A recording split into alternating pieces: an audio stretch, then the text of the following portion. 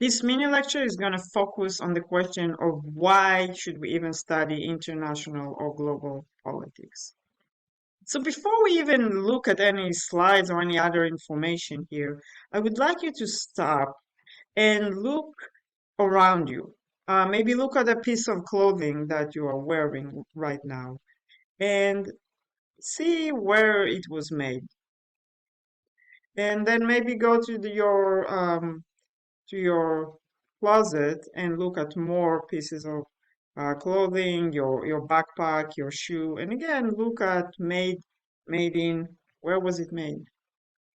I will guess that many of your articles of clothing, your shoes, your personal artifacts around the house have been made in different countries and have somehow found their way to the store or the website where you order them at. And this is one very tangible way to understand how international and global politics affect our day-to-day life.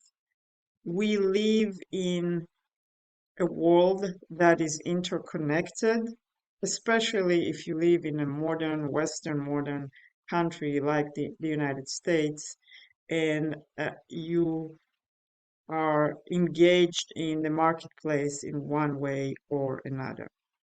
Now, that is just a very small way, but there are many other ways that are related to that, where what happens in the world, global politics in general, and specifically how they interact or impact your own country, will then impact your own personal security, your economic security, your personal security, your livelihood, the probability or possibility that you will have to do something like help your country, serve in the military, go to war, defend your borders, or any other way engaged with people and events that happen around the world. So even if that's not on your radar on a day-to-day basis, it probably should. And it's important to understand how the world works and how international politics work more in general. But we'd use some of the slides that are provided from you and related to chapter one to highlight a few of those examples or a few of those points that matter. First of all, when we talk about global politics, as with any other politics, what we're basically talking about is who gets what, how, and when.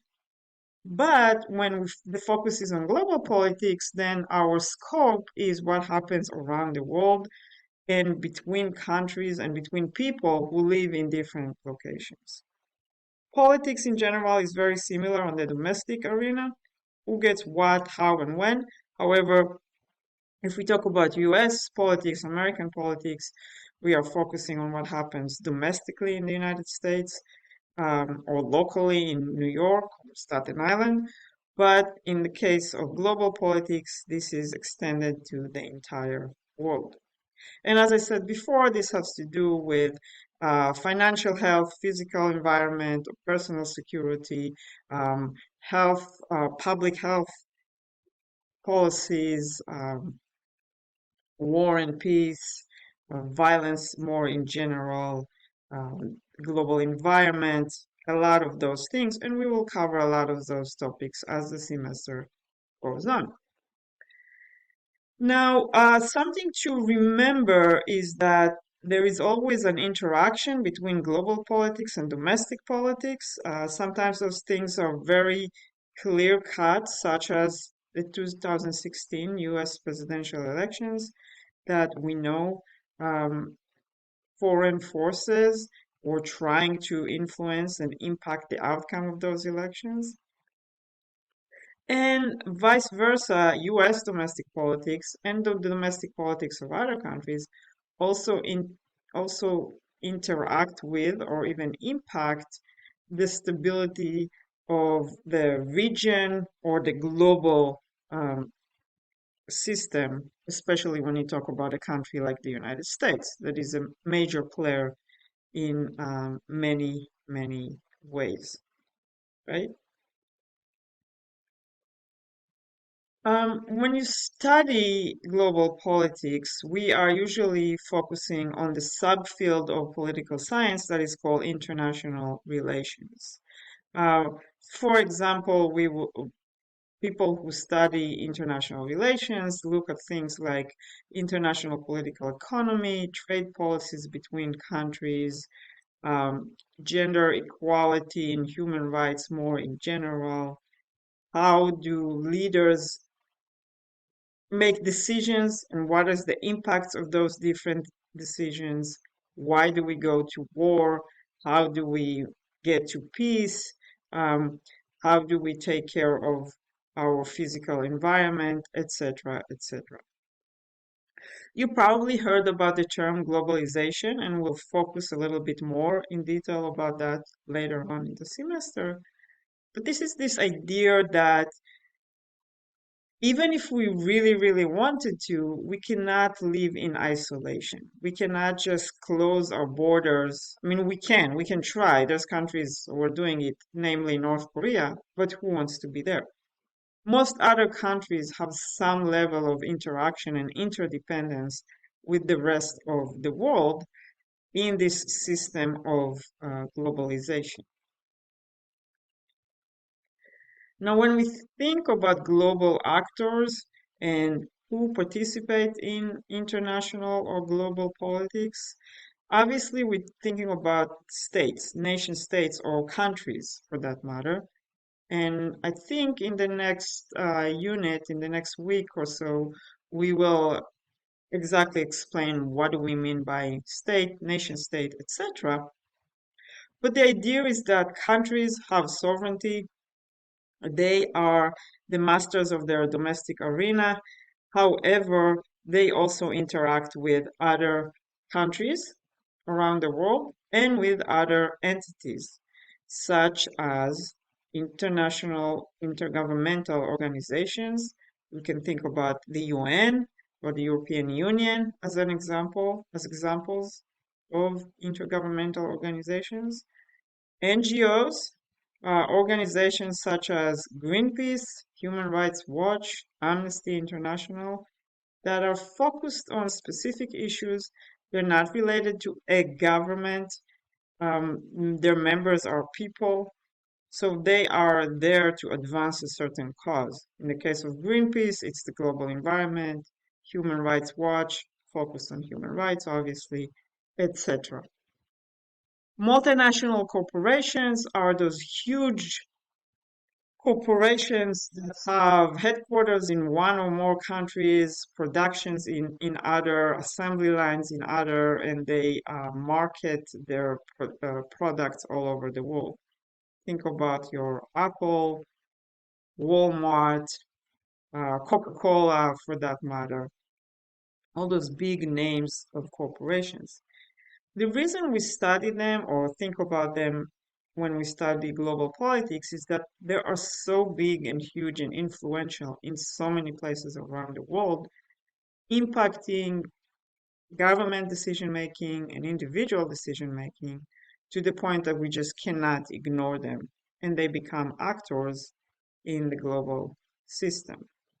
There are also those transnational networks, meaning organizations or bodies or just something like a professional network that has members from different countries and is working or operating in different locations around the world. Those can be um, positive organizations like some of those NGOs, social movements that we talked about before, but they can be negative also. Think about your organized crime, um, traffickers, or terror organizations. And those are also actors that we need to think about when we think about global politics. Finally, there are some individuals that are highly, highly influential. Um, some examples that come to mind would be, Bono from the rock band U2, who has been also very active in advancing development in Africa or promoting global public health policies, etc. Again, Bill Gates, right? I mean, very highly influential, many times wealthy or very famous individual that can interact and change the decision-making processes and priorities of governments and other organizations. Now, the global political system is extremely complex. Think about all of those different actors and bodies and entities interacting with each other. And it also is evolving and changing all the time. And all of it is related and based on human interaction and human behavior, which is notoriously unpredictable and something that we can study, we can find patterns, but we can't 100% predict and uh, project what will happen. And so when we are interpreting global politics, we can rely on theories and patterns and things that we've seen in the past, but we always have to keep an open mind and think about what may change and how things can or will develop differently. In international politics, global politics, we tend to think theoretically, we tend to rely on theories. And so when you are looking at something that happened, say the war between Russia and Ukraine, we need to not just think about that case specifically, but more broadly about what is this an example of. When we are observing a war between a Russia and a Ukraine, can we learn about power politics between a large former superpower and a smaller regional power that is highly dependent or supported by the rest of the world? You see, I just took that specific case of Russia and Ukraine and talked about it in very general terms that could then be applied to other cases as well. And so when you are learning how to think theoretically, and we will review some theories of international politics and international relations, it's much easier to then take any specific case and think about it in a systematic way and evaluate if the government or my own reactions to it are things are in line with what happens in the past or what we should expect in the future, or are we breaking away from that pattern? When you are thinking about something systematically and theoretically, it's also a little bit easier to break away from your own personal biases, which makes it which makes for a better discussion and better understanding of what is really happening. So this has been a little bit very abstract, or not abstract, but very general uh, review of why we study or how we study global politics.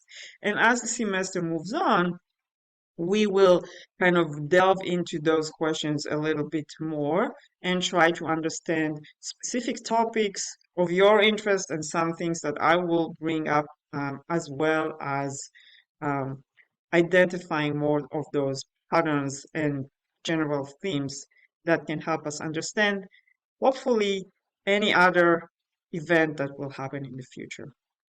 Thank you for listening, and I will see you in the next mini lecture.